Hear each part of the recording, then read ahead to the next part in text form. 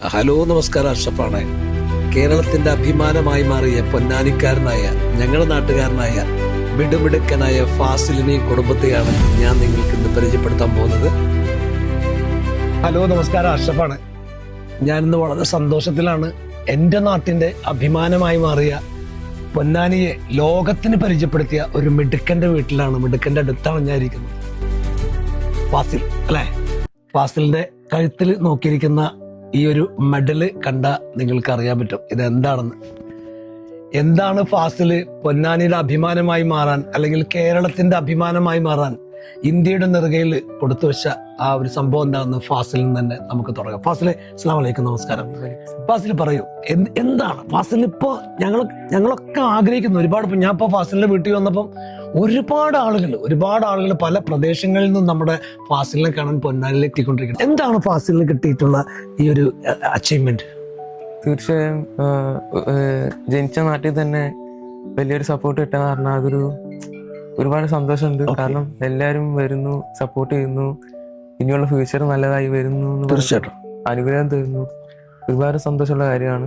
പിന്നെ ഇനിയും ഇതുപോലത്തെ ഒരു സപ്പോർട്ട് പ്രതീക്ഷിക്കുന്നു. കുറെ പേര് വിളിച്ചിട്ടുണ്ടായിരുന്നു, ഇഷ്ടംപോലെ ആൾക്കാർ വിളിച്ചായിരുന്നു. ഓക്കെ, അതൊക്കെ നമുക്ക് ഫാസിലിന് ഇപ്പൊ എന്താണ് കിട്ടിയെന്ന് ഇപ്പം പെട്ടെന്ന് ഓഡിയൻസിന് അറിയില്ല. തീർച്ചയായും ലോകം ഒരുപാട് അറിയപ്പെടുന്ന ഒരു ഗെയിംസ് ആണ് കോമൺവെൽത്ത് ഗെയിംസ്. കോമൺവെൽത്ത് ഗെയിംസിൽ അണ്ടർ മീറ്റർ 47 100 സെക്കൻഡ് പ്രൈസ് അല്ലേ? സെക്കൻഡ് പ്രൈസ് കിട്ടിയിട്ട് നമ്മുടെ രാജ്യത്തിന് അഭിമാനമായി മാറിയിരിക്കുകയാണ് ഫാസില്.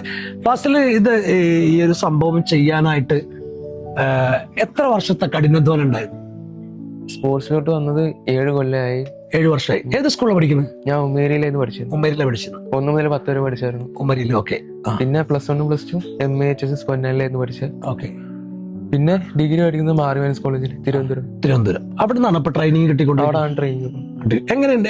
എത്ര എഫേർട്ട് ഉണ്ടായിരുന്നു ശരിക്കും ഈ കോമ്പറ്റീഷൻ ചെയ്യാൻ പറ്റിയില്ല. കാരണം അവിടുത്തെ ക്ലൈമറ്റും ഇതൊക്കെ അഡാപ്റ്റ് ആകാൻ കുറച്ച് ടൈം എടുക്കും. തണുപ്പാണ്, അപ്പം കുറച്ച് ടൈം എടുക്കും. ആ ക്ലൈമറ്റ് വെച്ച് സെറ്റ് ആവാൻ കുറച്ച് ടൈം എടുക്കും. അല്ല, സെറ്റ് ആയിരുന്നെങ്കിൽ ഫസ്റ്റ് പ്രൈസ് അടിക്കുമായിരുന്നു. എന്തായാലും തീർച്ചയായും കേട്ടില്ലേ? സെറ്റ് ആവാൻ കുറച്ച് ലേറ്റ് ആയി, അതുകൊണ്ട് അവിടുത്തെ ക്ലൈമറ്റ് ഒന്നും പുള്ളിക്ക് പിടിക്കാൻ പറ്റാത്തതുകൊണ്ടാണ്. അല്ലെങ്കിൽ തീർച്ചയായിട്ടും ഫസ്റ്റ് വിന്നറായി മാറിയത്. റണ്ണറപ്പ് എന്ന് പറഞ്ഞാൽ നമ്മളെ സംബന്ധിച്ച് ഒരു ചെറിയ കാര്യമില്ല. ഫസ്റ്റിൽ ഒരുപാട് എഫേർട്ട് എടുത്തിട്ടുണ്ടായിരുന്നു. ഈ അടുത്തൊരു തലമുറയ്ക്ക് നമ്മുടെ നാട്ടിൽ നിന്ന് ഇങ്ങനെ കിട്ടൂല എന്നൊക്കെ പറയുന്നുണ്ട്. കുട്ടികളൊന്നും എത്ര എഫേർട്ട് എടുക്കാറില്ല. എഫേർട്ട് നന്നായിട്ട് എടുത്തിരുന്നു പഠനത്തിന്റെ കൂടെ തന്നെ? എടുത്തായിരുന്നു. കാരണം എനിക്ക് നല്ല രീതിയിൽ സപ്പോർട്ട് കിട്ടിയായിരുന്നു. ഞാൻ സായിലാണ് വർക്ക്ഔട്ട് ചെയ്യുന്നത്. കേന്ദ്ര സർക്കാരിന്റെ ഇതായതുകൊണ്ട് എനിക്കൊരു അത്ര പ്രശ്നം ഉണ്ടായിരുന്നില്ല. പക്ഷെ